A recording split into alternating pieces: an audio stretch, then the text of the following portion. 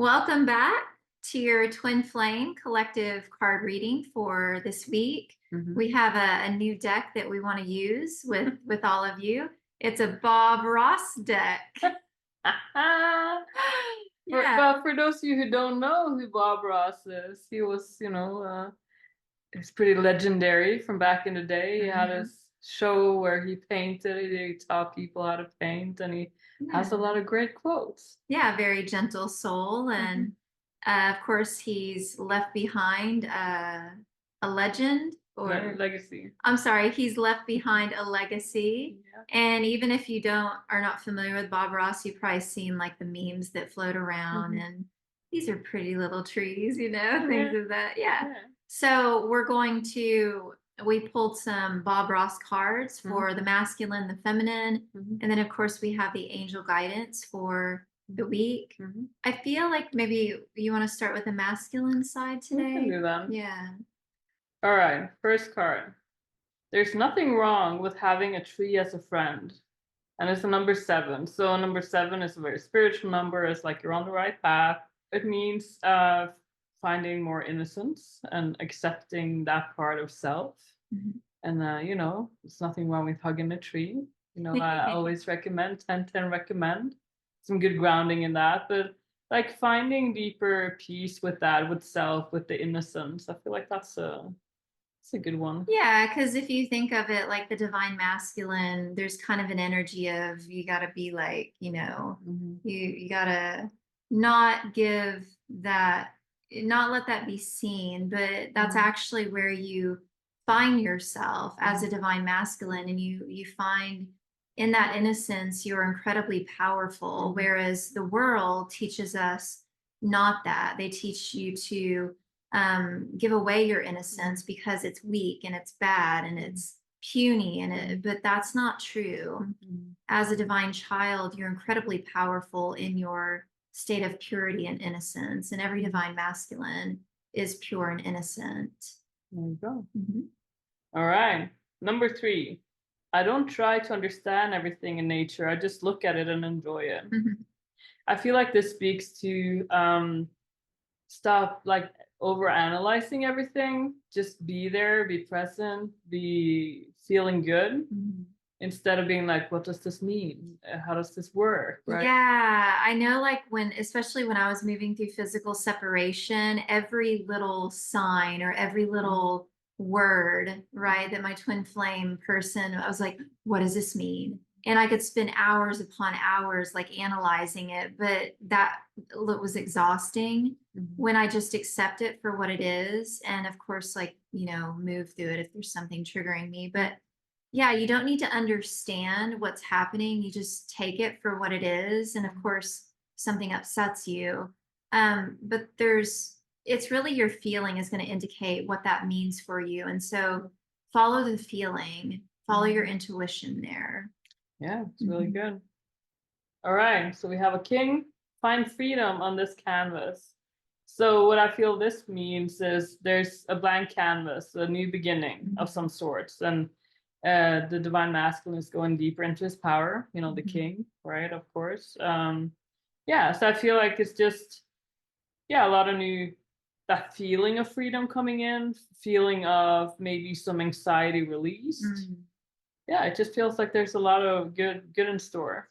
Yeah, because I mean, I know even with you, like you're very focused on like the 3D, meaning like like the home, taxes, like So much fun. relationships. Well, you know what I mean. And so the Mhm. masculine, I feel, is very focused on the tangible, worldly Mhm. things and ensuring that that's handled. And he is a king in his state of heaven.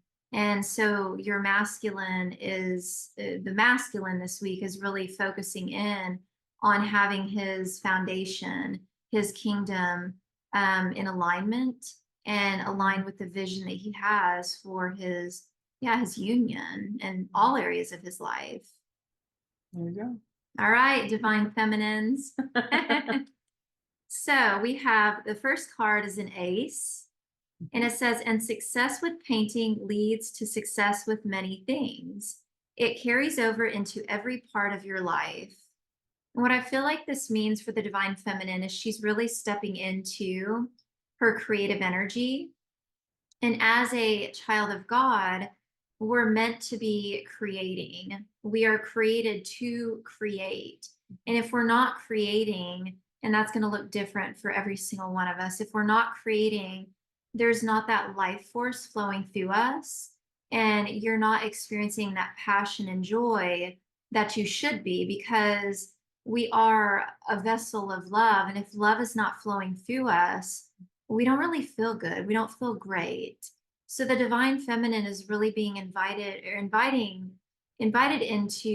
creating, and knowing that as she creates, that bleeds into, maybe bleeds, not the, it filters into every other area of your union and of your life. And yeah, I feel like you want to say Yeah, something it's a to that. confirmation because we had a king there, right? And the new canvas is so this is confirmation. It's a new beginning, the ace, right? Number one. Right. So it's definitely something new, and it's kind of like Ace of Cups in the tarot, right? Like that's a lot of good feelings, relationships deepening. Exactly. All right. And then we have a number 9. These things live right in your brush. All you have to do is shake them out. And so if you look at it as, let's say you are a painter and you put the brush to the canvas, whatever you create, right, your vision, it's already in your brush. And it's literally just putting brush to canvas and then creating your dreams and your desires. And this is how it is for your life. Like you have magic inside of you. You are magic.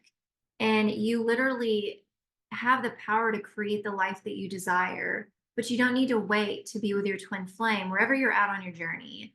If you're experiencing physical separation, you don't wait on your twin flame to like spread and extend that magic that's inside of you. Like you do it now, and then your twin flame walks in and joins you, and you expand in your magic and in what it is that you're going to share with the world, the gift of you.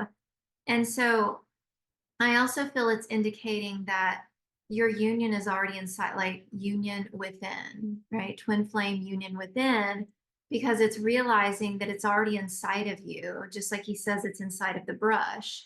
Your union is already within you, and you don't need to go looking for it on the outside. You just surrender, relax. This is something that we've been really going deeper into and supporting our clients with as well, is like, relax.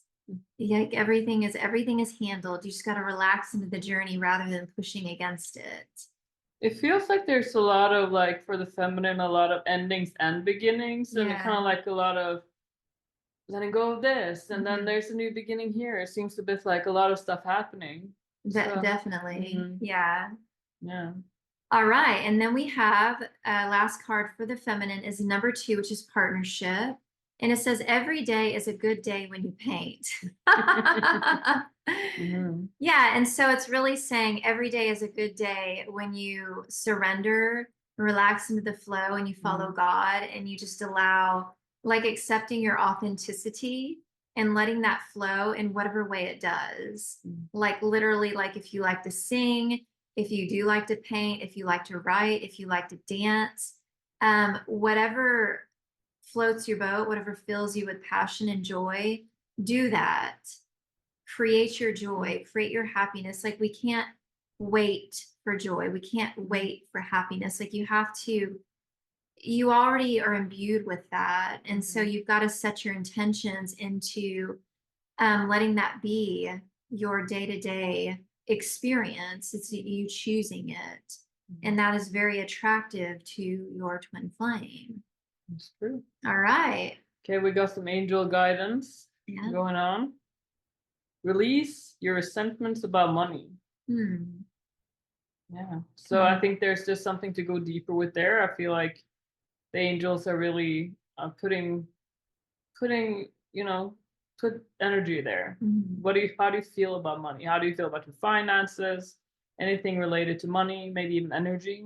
Right. I want to add something here too, is like in one of our recent classes, live classes, they were speaking to a block that with most people that are on the spiritual journey, and that is like this idea that you want to come to earth and you want to, love and light, or share your gift and then get out as soon as possible.